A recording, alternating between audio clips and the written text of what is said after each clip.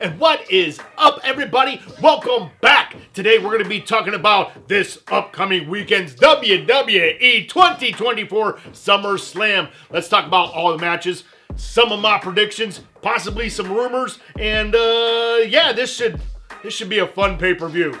Can't wait to watch. Let's get into it. I like that this pay-per-view is just basically championship matches for the most part. So that's going to bring us to our very first match of the day. It is going to be Logan Paul versus LA Knight. Yeah, for the United States Championship. We all know that Logan Paul, how many times I got to reiterate this, that he's very good at this. For how far along he is in WWE, he's very good at this. But he has not really, defended the championship. They haven't made him defend it that much. Once, twice, maybe 3 times. But I think he and LA Knight are going to be putting on a great match. And I do think it's going to end up being LA Knight winning his very first championship. This man is way overdue for having a championship, and he deserves it. Both Logan and Knight have been great in this feud, with LA Knight showing up at Logan's house and all that. It's just been great. It's been well written. But I do think that it's time for LA Knight to have a title. So go with LA Knight for the win.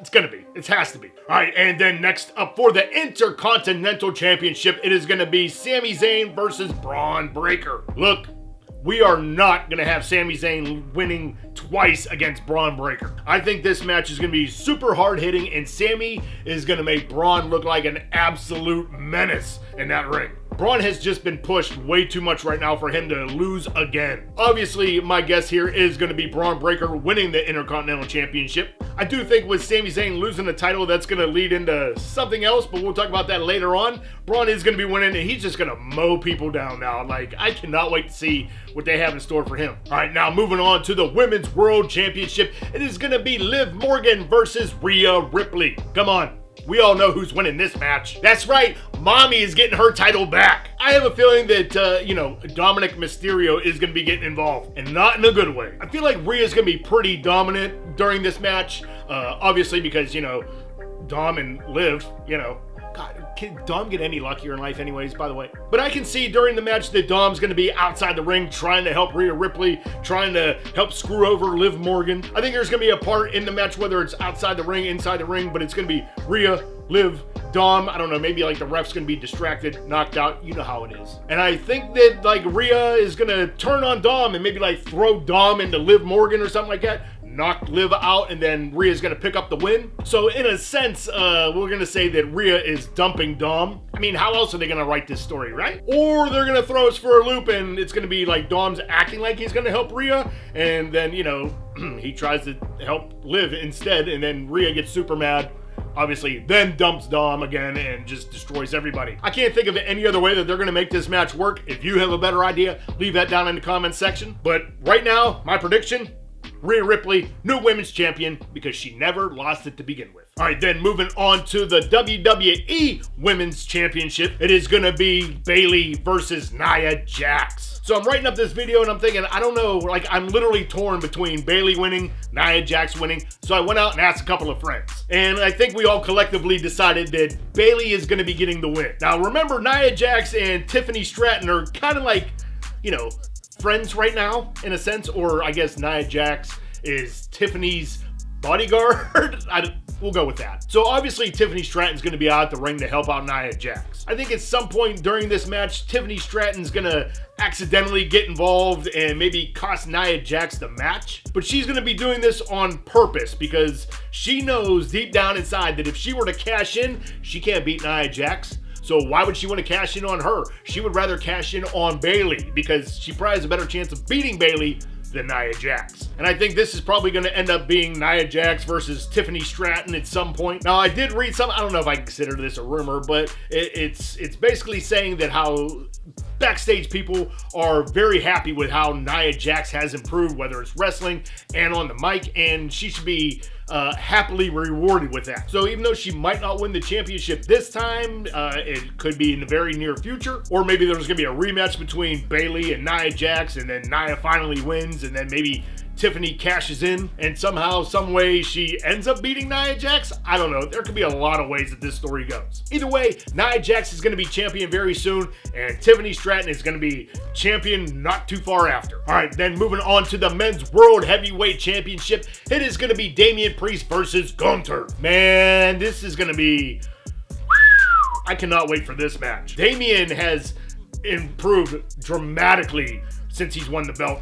That's my opinion. I think he's been putting on some great matches, and we all know Gunther puts on great matches basically every single time. My prediction for this match is it's going to be Gunther picking up the title. I think JD McDonough and Finn Balor are going to be coming down to the ring. They're probably going to try to help out Damian Priest, but I think at some point Finn is going to be costing Damian Priest the match on purpose. If you've been paying attention to any of the backstage segments, we've seen a lot of Finn just really questioning Damian Priest. And they've been alluding to that for weeks on weeks on weeks. I don't know how Finn is going to cost Damian the match, but it's going to be great between Damian and Finn Balor. That's going to be a hell of a match too. I'm pretty sure Ludwig Kaiser is still out also, and obviously he's not going to be there to help out Gunther. Obviously, my prediction here, Gunther's getting the win, and I really like that this is now the prize if you win King of the Ring. Like, this should have been a thing a long time ago.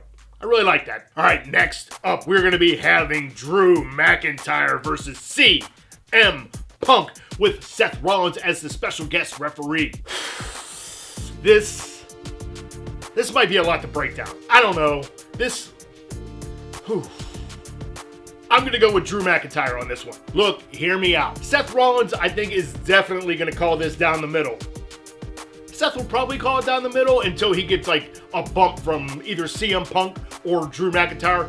Probably CM Punk. We all know that Seth does not like CM Punk being in the WWE again. I think after the bump, that's when, well, all the shadiness is going to start happening. I can't see Drew McIntyre taking all of these L's and then not beating CM Punk. I mean, Drew got screwed at WrestleMania with Damian Priest cashing in, and then he got screwed again, winning the Money in the Bank Championship, and then getting screwed in on his cash-in. I really hate that they did that, by the way. Like, that should have been stretched out. That should have been a thing. Like, no. Now we have no anticipation for the men's Money in the Bank. Like, we have to wait a whole nother year for all this to go down. Like, I don't like that at all. Again, Drew can't be taking all these L's and not end up winning. And I think that Seth is going to help Drew win. Don't get me wrong, I think that there's going to be a point where Seth and Drew probably battle as well. But when it comes down to it, Drew's going to be picking up the win, but there's definitely going to be a rematch. And it's probably going to be like in a steel cage or something like that. CM Punk and Drew, they've been working together for this storyline, and they have just really brought it like super sky high. This has been a great feud. Don't expect this feud to end at SummerSlam. It's probably going to continue, probably through Survivor Series. But right now, Drew, you're picking up the win, and you deserve it. Can we get AJ Lee back, by the way? Please, can we get AJ Lee back at some point? Please? Anyways, let's move on to the very last match. And then finally, for the match we've all been waiting for, it's going to be Solo Sikoa versus Cody Rhodes for the WWE Undisputed Championship. Man, I'm thinking this is going to be at least a 45-minute block of SummerSlam. It's gotta be. This is how I would book this match. I think right off the bat, it's gonna be obviously Solo getting such an upper hand on Cody. Obviously, Tama Tonga and Tonga Loa are gonna be at the ring with Solo Sikoa. And also, why were they like, we could use the word Tonga twice. Like, that sounds like a great idea. But anyways, they're gonna be out at the ring. They're gonna be helping out Solo. There's gonna be spots where, Cody goes outside the ring and then them two just beat the crap out of Cody. And then Cody will keep, defying the odds and keep kicking out. This is when all hell's gonna break loose. Somehow there's gonna be a huge ref bump because that's what always happens. Or like the ref gets distracted for 23 minutes and, forgets that there's a match going on. You know how they write it. There's gonna be a part of the match when, Cody's outside the ring and then Solo, Tama, and Tonga are beating the crap out of him. And then whose music hits? Jimmy Uso. He's going to come down to the ring to help even out the odds. He's going to take out Tama Tonga, Tonga Loa. Can we just say the TNT connection at this point moving forward? They're going to start getting the upper hand, and then out of probably the crowd, Jacob Fatu is going to be coming through, and he's going to take out Jimmy like that. It's just going to turn into an absolute massacre from that point on when Jacob gets involved, because Jacob is he is a star.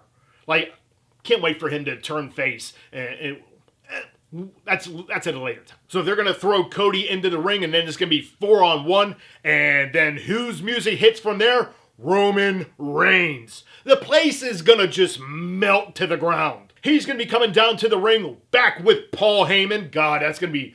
Oh, it's going to be so good. Roman's going to come down. Jimmy's going to join him into the ring. And then they're going to take out the rest of the bloodline. The ref is going to come to like, oh, what was happening while I was taking a nap over here in the corner of the ring for the past 8 hours. Cody's going to pick up the win on Solo. As weird as it's going to look, I feel like at the very end, Cody, Roman, and Jimmy, they're going to be celebrating together is the best way I could say it. And then obviously you're going to see Solo, TNT connection, Jacob Fatu outside the ring like, I can't believe we just got our ass kicked. We're all mad. And then whose music's going to hit? Ooh, so it's just me, Oos, day one. And then Jay comes out. He's not going to come to the ring, but he's just going to come out, look out at the ring, see Cody, Roman, and Jimmy